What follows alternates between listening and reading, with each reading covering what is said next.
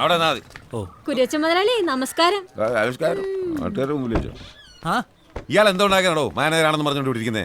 എന്നാ പറ്റി? കുര്യച്ചൻ ഇരിക്ക്. ഇരുന്നുണ്ടോറങ്ങാനൊന്നും വന്നൊന്നുമല്ല. ആ ഗോവന്റെ ബോട്ട് എത്തിയ നേരം എന്തായി? അത് കുര്യച്ചാ, ഇയാൾ ഇനിയൊന്നും പറയണ്ട. നാളെ ഉണ്ടാക്കുന്നു പറയാൻ തുടങ്ങിട്ട് നാളെ കുറയായി. ഇനിയിപ്പോ നാളെ നോക്കണ്ട, ഇന്ന് ജപ്തി ചെയ്തിരിക്കണം. കാശടച്ച ആളിന്റെ ബോട്ട് ജപ്തി ചെയ്യാൻ പറ്റത്തില്ലല്ലോ. ആ എന്താ?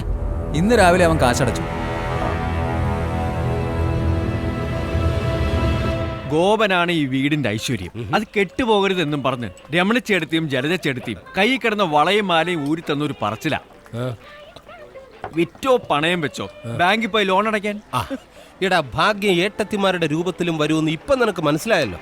മനസ്സിലായി. പൊന്നിനേക്കാൾ വലുതാണ് കുടുംബത്തിന്റെ സന്തോഷമെന്ന് അവർക്കറിയാം. അതുകൊണ്ടാ. നാളെ കാണാം. ജോക്കർ ജോസ് പാൻഡേ കയറിയോ? അപ്പൊ അത് നീ അറിഞ്ഞില്ലേ? ഇല്ല. അവനിപ്പോ ഇവിടുത്തെ 10 രൂപയുടെ കളിയൊന്നും പോരാന്ന് 1000 രൂപയുടെ കളി ആലപ്പുഴയിലുണ്ടെന്നും പറഞ്ഞ് അങ്ങോട്ട് പോകാൻ ബോട്ട് കാത്തു നിൽക്കുക.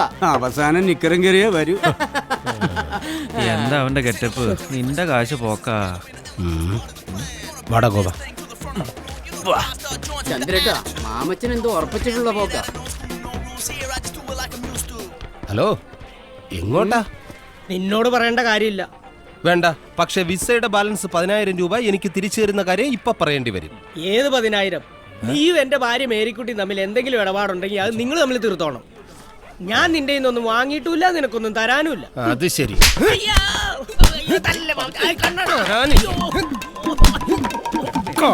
അങ്ങോട്ട് 5 ജോക്കറോ?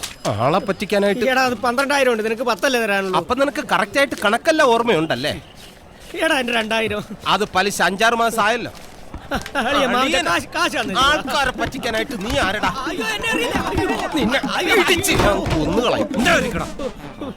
എഴുന്നേറ്റ് പോടാ. കായലിൽ നിന്ന് മീൻ പിടിക്കാൻ നിന്റെ പെർമിഷൻ വേണം. ഞാൻ ഇവിടെ മീൻ പിടിക്കുകയല്ലേ. ആ പാവപ്പെട്ട പെണ്ണ് അറബിയുടെ അടുക്കളയിൽ കിടന്ന് കഷ്ടപ്പെട്ട് അയക്കുന്ന കാശ. അവൻ ആലപ്പുഴയെ പോയി ചീട്ടുകളി. ഇവനൊക്കെ വെട്ടിവെച്ച് കൊല്ലണം. എന്റെ ഫോണ. ഹലോ, ആണോ? ശരി ശരി ശരി ശരി. എടാ, നിന്റെ ഭാര്യയുടെ വിസ റെഡി. എന്താ? എറണാകുളം ട്രാവൽസ് എന്നാ വിളിച്ചത്. ജയശ്രീയുടെ വിസ റെഡിയെന്ന്. ഇനി കാശ് കൊടുക്കുക, പറക്കുക. ഗോപു ചെക്കാൻ നറുക്കെടുപ്പ്. നിന്റെ ബെസ്റ്റ് ടൈമാ. വേണമെങ്കിൽ ഒരു ലോട്ടറി എടുത്തോ, ചിലപ്പോ അടിച്ചാലോ. ഇനി മിണ്ടിയ നിന്നെ ഞാൻ അടിക്കും. എന്നാ അമ്മേ? മോളെ എങ്ങി വന്നേടി. അമ്മ എന്നാ പറ്റിയെന്ന് പറ. മാമച്ചൻ വിളിച്ചായിരുന്നു. അമ്മയുടെ ചക്രയുടെ വിസ വന്നു. സത്യം. അമ്മയുടെ പ്രാർത്ഥന ദൈവം കേട്ടടാ. വിമലേ, വിമലേ. എന്നാടി? എടി, ജയയുടെ വിസ വന്നു. അതെയോ? ഇന്ന് ഇപ്പൊ മാമച്ചൻ വിളിച്ചു വെച്ചതേ ഉള്ളൂ. കോൾ അടിച്ചല്ലോ. അപ്പൊ നീ വിചാരിച്ച പോലെ കാര്യങ്ങളുമായി. മിണ്ടല്ലേ, പതുക്കെ.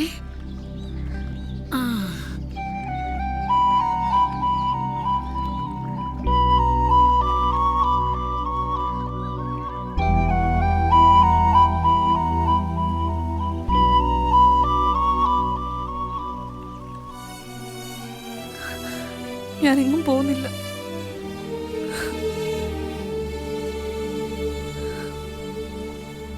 പോണം. നിനക്ക് വേണ്ടി നിന്റെ അമ്മ ഒരുപാട് കഷ്ടപ്പെട്ടിട്ടുണ്ട്. നിന്നെക്കുറിച്ചുള്ള അവരുടെ ഒരേ ഒരു ആഗ്രഹമാണ്. അത് നീ സഹായിച്ചു കൊടുക്കണം. എത്ര നാൾ കാത്തിരിക്കാനും ഞാൻ തയ്യാറാ. ഈ സാധാരണ ഭർത്താക്കന്മാർ ദുബായിക്ക് പോകുമ്പോൾ ഭാര്യമാരല്ലേ കാത്തിരിക്കുക. ഇതൊരു ചേഞ്ച് ആയിക്കോട്ടെ. താൻ ദുബായിക്ക് പോകുന്നു, ഞാനിവിടെ കാത്തിരിക്കുന്നു. അതെയോ?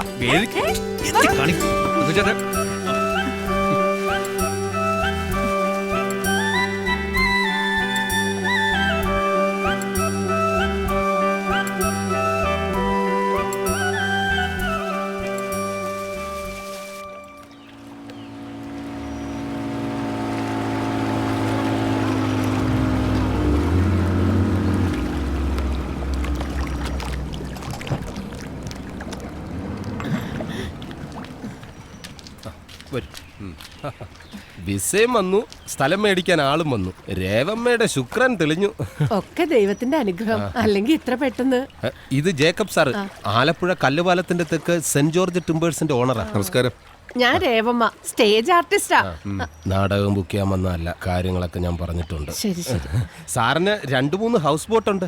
ഈ ബോട്ടിലെ പണിക്കാർക്ക് ഈവനിങ് സ്റ്റേ ചെയ്യാൻ ഒരു സ്ഥലം വേണമെന്ന് സാർ എന്നോട് പറഞ്ഞപ്പോഴേ ഞാൻ പറഞ്ഞു പറ്റിയ സ്ഥലം എന്റെ കൈവശം ഉണ്ടെന്ന്. നല്ല കണ്ണായ സ്ഥലമല്ലേ, എത്ര വില വേണേലും തരാന്ന് പറഞ്ഞു എത്ര പേരാ ഇവിടെ വന്നത്.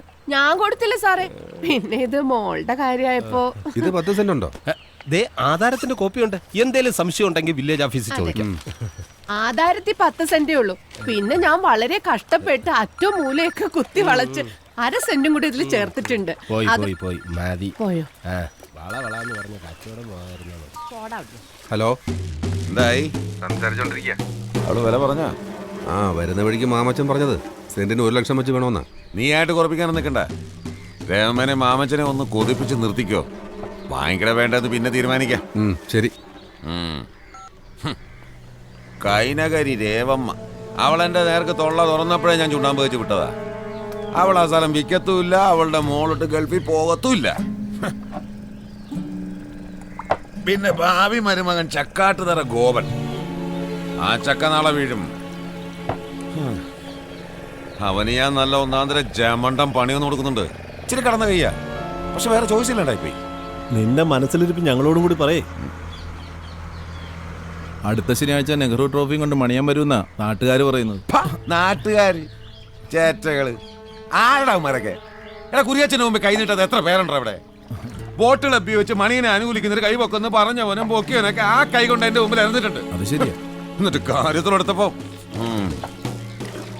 കാരയ്ക്ക് കയറ്റി എണ്ണ തേച്ച് മിനിക്ക് ചുണ്ടൻ വെള്ളം മത്സരിക്കാൻ നീറ്റിൽ ഇറങ്ങില്ല. അതാ വള്ളപ്പുര തന്നെ ഇരിക്കും.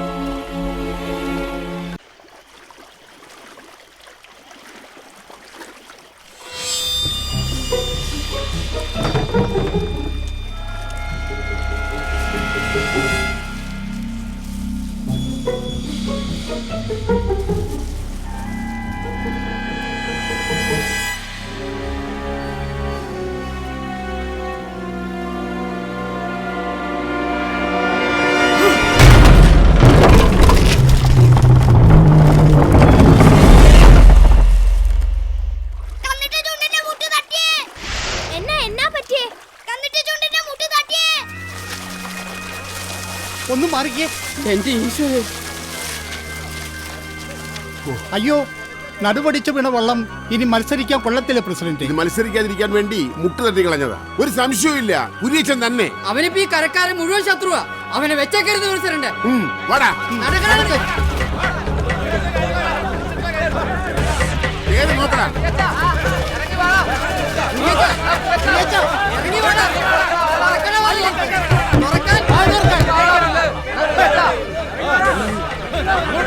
സ്ഥലം വിട്ടു പ്രസിഡന്റ് വരുന്നടാ.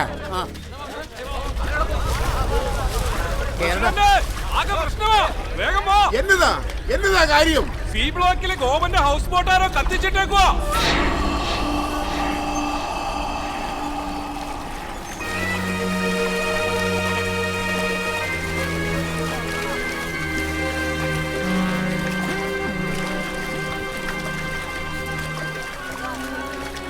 എങ്ങനെ സഹിക്കൂടെ ഗോപ? കൊലച്ചത് ചെയ്തു കളഞ്ഞല്ലോ അവൻ. ഇനി നമ്മൾ എങ്ങനെ ജീവിക്കും? കുരിയച്ച മുങ്ങി, ചക്കക്കൂട്ട് ഇറങ്ങുന്ന അവൻ അറിയാം. ഇനി ആലോചിച്ച് സമയം കലണ്ട മണിയാ. വാ സുഖു, വിജയ വാ.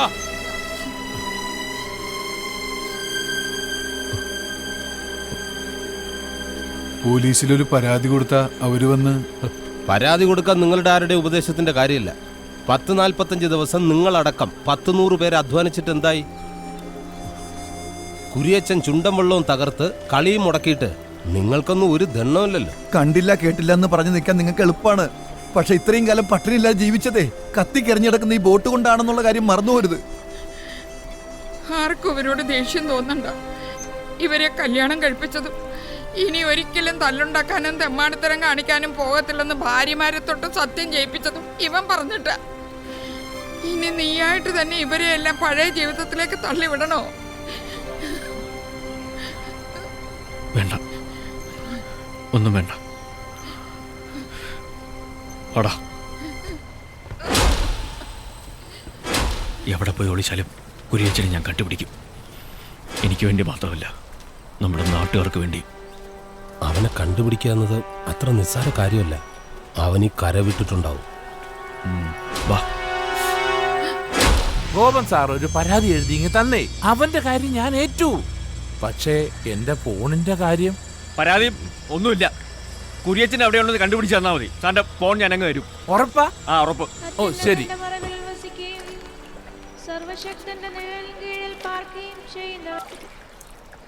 ഹലോ, നീ ആധാരമില്ലാത്ത സ്ഥലത്തിന് കച്ചവടം തുടങ്ങി. ഏത് സ്ഥലം? നിന്റെ നാടക നടിയില്ലേ രേവമ്മ, അവളെ കാണാൻ ഞാൻ പോവാടാ. അതെ, ഞാൻ ഹലോ ഹലോ. ഇത് ശരിക്കുള്ള ആധാരത്തിന്റെ കോപ്പിയാ സാറേ. മാമച്ചൻ പറഞ്ഞിട്ട് എടുത്തു കൊടുത്തതാ. ജോലി അഭിനയമായതുകൊണ്ട് ഒട്ടും കുറയ്ക്കണ്ട, തകർത്ത് അഭിനയിച്ചോ. പക്ഷെ ഈ പറയുന്ന സർവേ നമ്പറിൽ ഈ വട്ടക്കായലിന്റെ തെക്ക് കിഴക്ക് ഇങ്ങനെ ഒരു ഭൂമി ഇല്ല. കള്ളപ്പട്ടയം വെച്ച് പറ്റിച്ചതാ അല്ലേ? അയ്യോ സാറേ, മനസ്സവാച അറിയാത്ത കാര്യം പറയരുതെന്ന്. ഞങ്ങൾക്കാരെയും പറ്റിച്ചും കള്ളം പറഞ്ഞു ശീലമില്ല. ഞാനും എന്റെ ഭർത്താവും കൊല്ലങ്ങളോളം ഉറക്കമൊളച്ച് നാടകം കളിച്ച് ഊതി ഒരുക്കി ഉണ്ടാക്കിയ മണ്ണായത്. ഇവളെവിടെങ്കിലും പോയി രക്ഷപ്പെടട്ടെ എന്ന് കരുതിയ ഞാൻ. നിങ്ങൾ പറയുന്ന സത്യമാണെങ്കിൽ നിങ്ങളുടെ ഭർത്താവ് ചതിയിൽപ്പെട്ടതാ. ഇത് സർക്കാരിന്റെ പുറമ്പോക്ക് ഭൂമിയാ. വില്ലേജ് ഓഫീസിൽ കാശ് കൊടുത്ത് ഇല്ലാത്തൊരു സർവേ നമ്പറിൽ ഉണ്ടാക്കിയ കള്ളാധാരായത്. ഇത് വെച്ച് ഈ ഭൂമി വിൽക്കാൻ പറ്റത്തില്ല. കൈവശ അവകാശം കിട്ടാനുള്ള അത്രയും കാലം നിങ്ങളിവിടെ താമസിച്ചിട്ടുമില്ല. എപ്പോ വേണമെങ്കിലും സർക്കാരിനെ നിങ്ങൾ ഒഴിപ്പിക്കും.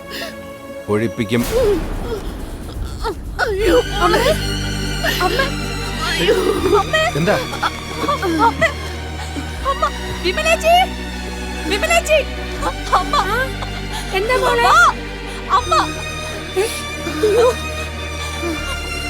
പിടിക്ക്, ഹോസ്പിറ്റലിൽ കൊണ്ടുപോകാം.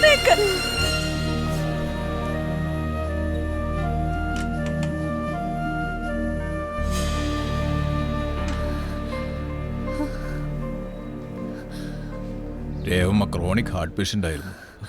കാർഡിയക് അറസ്റ്റാണ്. ഇവിടെ എത്തുന്നതിന് മുമ്പേ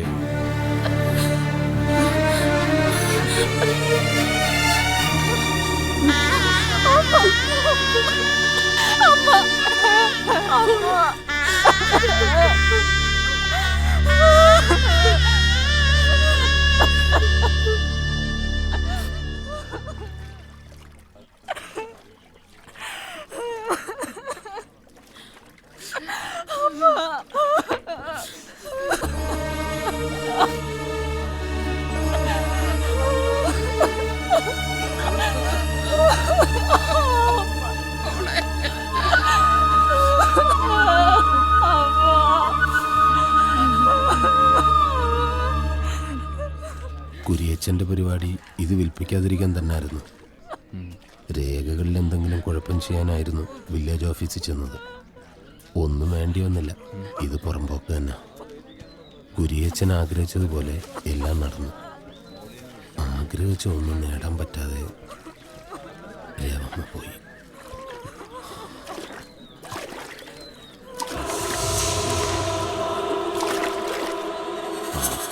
പ്രസിഡന്റ് വിറക് എത്തിയിട്ടുണ്ട്. സുശീല, ആ തെക്കുവശം ഒന്ന് വൃത്തിയാക്കി എളുപ്പം.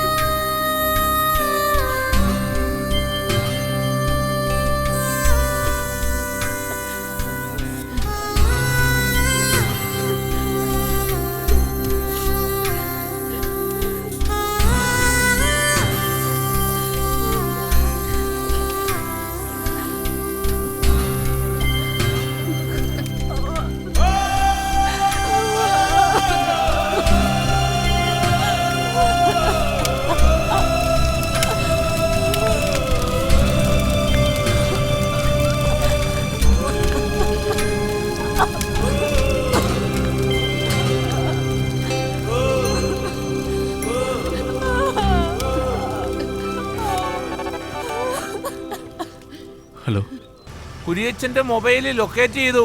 ആള് ചിത്തിരക്കായലുണ്ട്. പിന്നെ എന്റെ ഫോൺ. എന്താണ്? കുര്യച്ചന്റെ ബോട്ട് ചിത്രക്കായലിലുണ്ട്. വാ.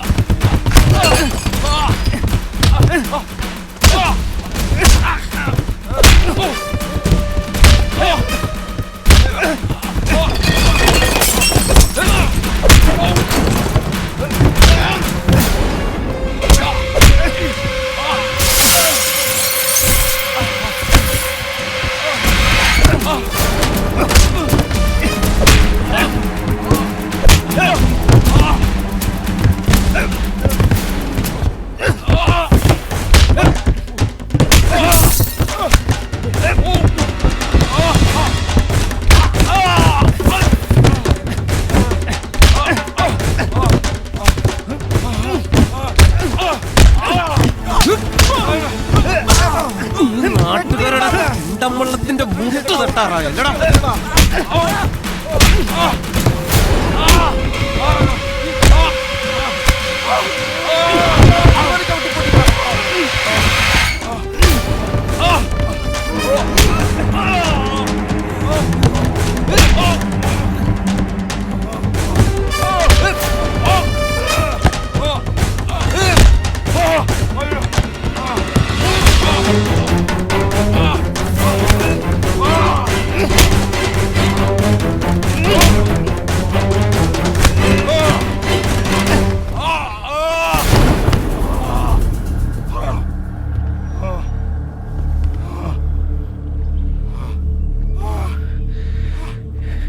എന്നോടുള്ള നിന്റെ പക എനിക്ക് മനസ്സിലാവും.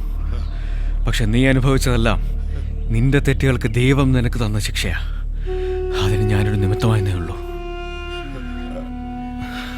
ഉപ്പ് തിന്നവൻ വെള്ളം കുടിക്കും. ഈ ചുറ്റും കാണുന്ന വെള്ളമെല്ലാം നിനക്ക് കുടിക്കാനുള്ളതാ. അത് കുടിപ്പിക്കാനാ അവര് വരുന്നത്.